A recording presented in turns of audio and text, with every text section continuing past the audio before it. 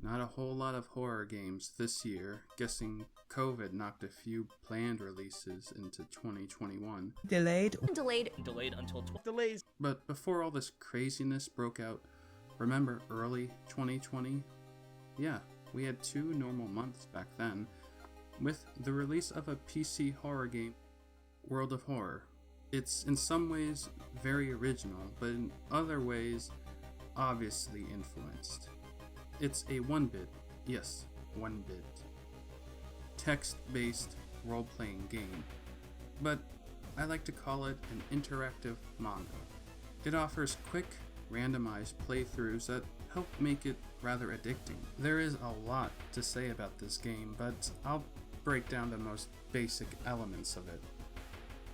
The webpage cites H.P. Lovecraft and Junji Ito as the 2 primary influences, and that's rather obvious.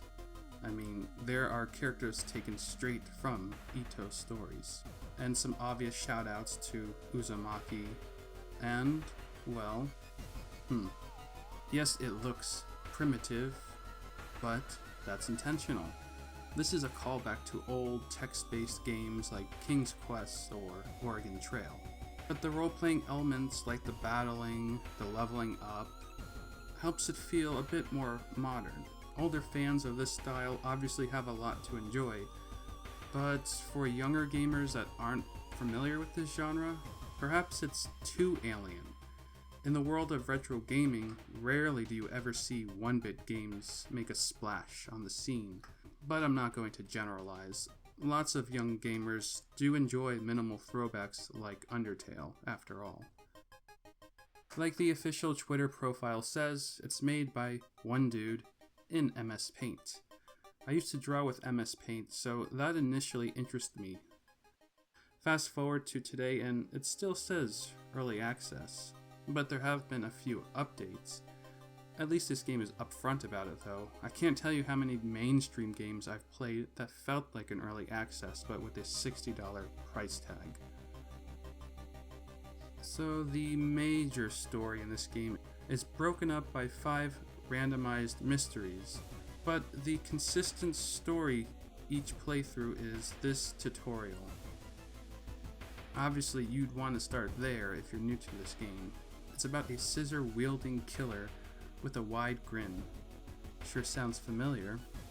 So we start off in this school, and you have to explore.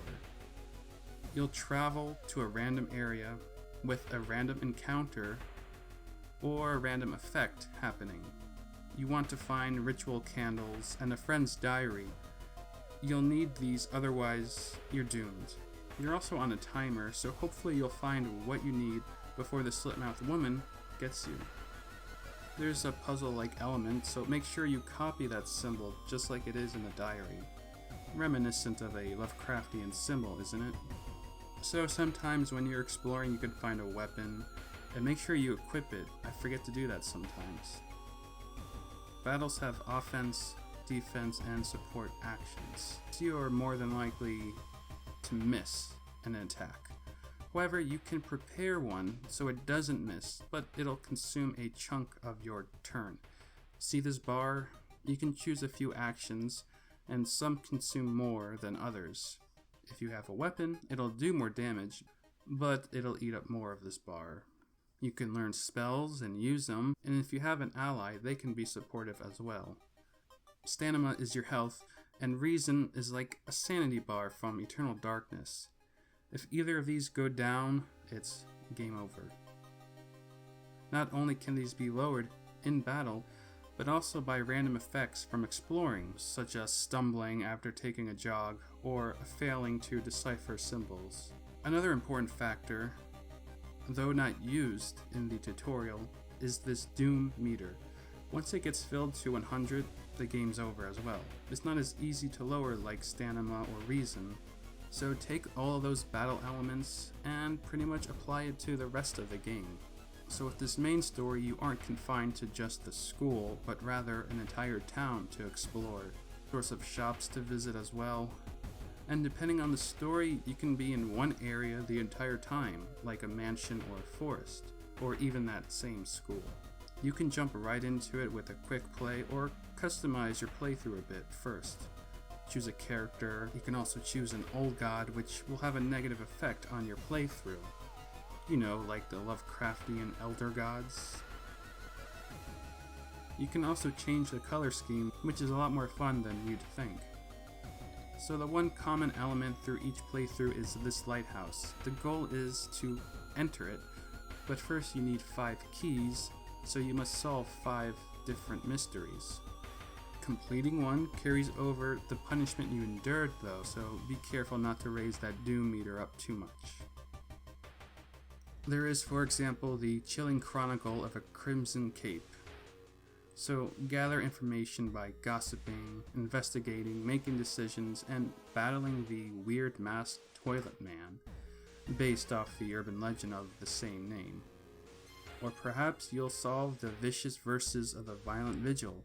That'll have you stuck in a mansion where you'll have a certain amount of turns to follow rituals correctly.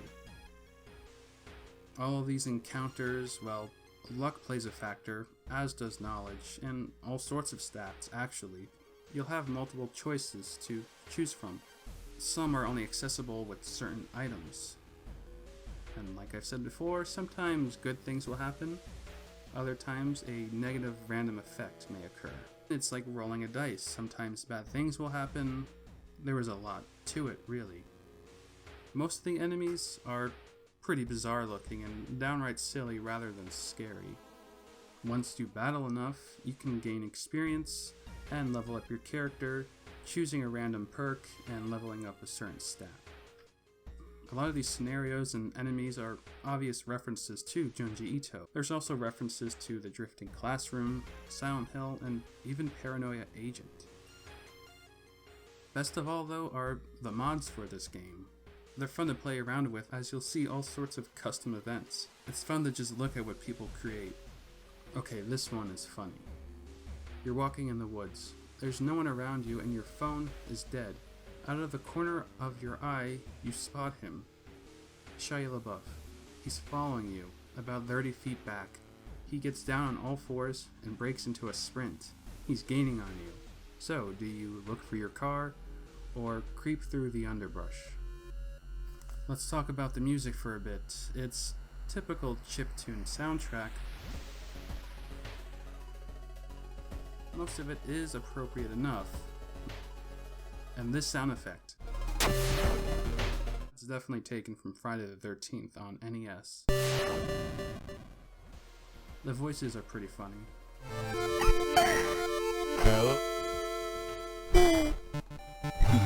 On the surface, the world of horror seems basic, but it's really deep with its lore and intuitive gameplay, not to mention all the mods. It's made to play through relatively quickly, but frequently. This isn't a one playthrough game, and for that I feel like it's well worth the $15, despite it still being a early access. Some will obviously be put off by that, but also just by the looks of this. Truth be told, this isn't an accessible or casual game. Fans of the genre will play it regardless, but I also think fans of horror manga would definitely enjoy it.